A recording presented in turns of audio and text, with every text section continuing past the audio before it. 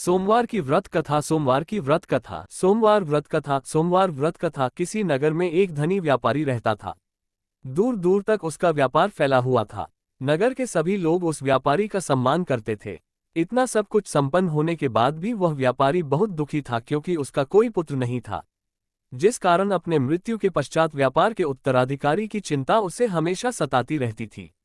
पुत्र प्राप्ति की इच्छा से व्यापारी प्रत्येक सोमवार भगवान शिव की व्रत पूजा किया करता था और शाम के समय शिव मंदिर में जाकर शिवजी के सामने घी का दीपक जलाया करता था।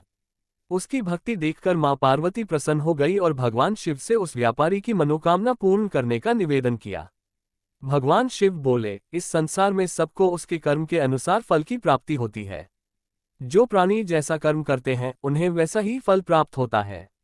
शिवजी द्वारा समझाने के बावजूद मां पार्वती नहीं मानी और उस व्यापारी की मनोकामना पूर्ति हेतु वे शिवजी से बार बार अनुरोध करती रही।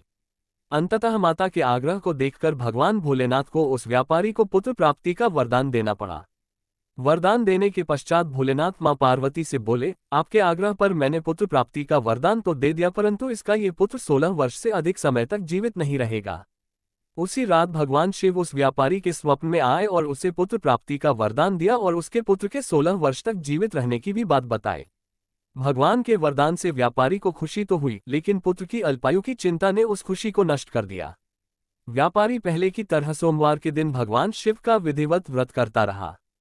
कुछ महीनों के बाद उसके घर एक अति सुंदर बालक ने जन्म लिया और घर में खुशियां ही खुशियां भर गई। बहुत धूमधाम से पुत्र जन्म का समारोह मनाया गया, परंतु व्यापारी को पुत्र जन्म की अधिक खुशी नहीं हुई, क्योंकि उसे पुत्र की अल्पायु के रहस्य का पता था। जब पुत्र 12 वर्ष का हुआ तो व्यापारी ने उसे उसके मामा के साथ पढ़ने के लिए वाराणसी भेज दिया। लड़का अपने मामा के साथ शिक्षा प्राप्ति हेतु चल दिया। रास्ते में जहां भी मामा भांजे विश्राम हेतु रुकते, वहीं यज्ञ करते और ब्राह्मणों को भोजन कराते। लंबी यात्रा के बाद मामा भांजे एक नगर में पहुंचे। उस दिन नगर के राजा की कन्या का विवाह था, जिस कारण पूरे नगर को सजाया गया था। निश्चित समय पर बारात आ गई, लेकिन वर का पिता अपने बेटे के एक आंख से काने होने के कारण बहुत चिंतित था। उसे भय था कि इस बात का पता चलने पर कहीं राजा विवाह से इनकार न कर दे, इससे उसकी बदनामी भी होगी।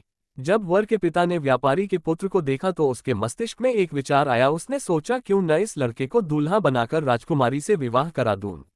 विवाह के बाद इसको धन देकर विदा कर दूंगा और राजकुमारी को अपने नगर ले जाऊंगा। वर के पिता ने लड़के के मामा से इस संबंध में बात की। मामा ने धन मिलने के लालच में वर के पिता की बात स्वीकार कर ली। लड़के को दूल्हे का वस्त्र पहनाकर राजकुमारी से विवाह कर दिया गया। राजा ने बहुत सारा धन देकर राजकुमारी को विदा किया। शादी के बाद लड़का जब राजकुमारी से साथ लौट रहा था तो वह सच नहीं छिपा सका और उसने राजकुमारी के ओढ़नी पर लिख दिया, राजकुमारी, तुम्हारा विवाह मेरे साथ हुआ था। मैं तो वाराणसी पढ़ने के लिए जा रहा हूं और अब तुम्हें जिस नवयुवक की पत्नी बनना पड़ेगा वह कान्हा है। जब राजकुमारी ने अपनी ओढ़नी पर लिखा हुआ पढ़ा तो उसने कान्हे लड़के के साथ जाने से इनकार कर दिया। राजा को जब ये सब बातें पता लगी तो उसने राजकुमारी को महल में ही रख लिया। उधर लड़का अपने मामा के साथ वाराणसी पहुंच गया और गुरुकुल में पढ़ना शुरू कर दिया। जब उसकी आयु 16 वर्ष की हुई तो उसने यज्ञ किया। यज्ञ की समाप्ति पर ब्राह्मणों को भोजन कराया और खूब अन्न वस्त्र दान किए। रात को वह अपने शयन कक्ष में सो गया। शिव के वरदान के अनुसार शयनावस्था में ही उसके प्राण पखेरु उड़ गए। सूर्योदय पर मामा मृत भांजे को देखकर रोने पीटने लगा। आसपास के लोग भी एकत्र होकर दुख प्रकट करने लगे। लड़के के मामा के रोने विलाप करने के स्वर समीप से गुजरते हुए भगवान शिव और माता पार्वती जी ने भी सुने। माता पार्वती ने भगवान से कहा, प्राणनाथ, मुझे इसके रोने के स्वर सहन नहीं हो रहे। आप इस व्यक्ति के कष्ट को अवश्य दूर करें।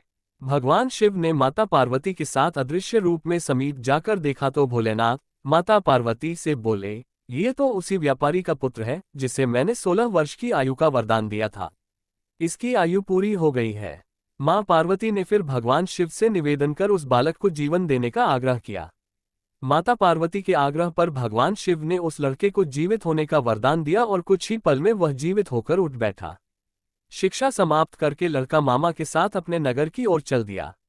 दोनों चलते हुए उसी नगर में पहुंचे जहां उसका विवाह हुआ था। उस नगर में भी यज्ञ का आयोजन किया। समीप से गुजरते हुए नगर के राजा ने यज्ञ का आयोजन देखा और उसने तुरंत ही लड़के और उसके मामा को पहचान लिया। यज्ञ के समाप्त होने पर राजा मामा और लड़के को महल में ले गया और कुछ दिन उन्हें महल में रखकर बहुत सा धन, वस्त्र आदि देकर राजकुमारी के साथ विदा कर दिया। इधर भूखे प्यासे रहकर व्यापारी और उसकी पत्नी बेटे की प्रतीक्षा कर रहे थे। उन्होंने प्रतिज्ञा कर रखी थी कि यदि उन्हें अपने बेटे की मृत्यु का समाचार मिला तो दोनों अपने प्राण त्याग देंगे, परंतु जैसे ही उसने बेटे के जीवित वापस लौटने का समाचार सुना तो वह बहुत प्रसन्न हुआ। वह अपनी पत्नी और मित्रों के साथ नगर के द्वार पर पहुंचा। अपने बेटे के विवाह का समाचार सुनकर पुत्रवधू राजकुमारी को देखकर उसकी खुशी का ठिकाना न रहा। उसी रात भगवान शिव ने व्यापारी के स्वप्न में आकर कहा, हे श्रेष्ठी, मैंने तेरे सोमवार के व्रत करने और व्रतकथा सुनने से प्रसन्न होकर तेरे पुत्र को लंबी आयु प्रदान की है। पुत्र की लंबी आयु जानकर व्यापारी बहुत प्रसन्न हुआ। शिव भक्त होने तथा सोमवार का व्रत करने से व्यापारी की सभी मनोकामनाएं पूर्ण हुई। इसी प्रकार जो भक्त सोमवार का विधिवत व्रत करते हैं और व्रतकथा सुनते हैं उनकी सभी इच्छाएं पूरी होती हैं।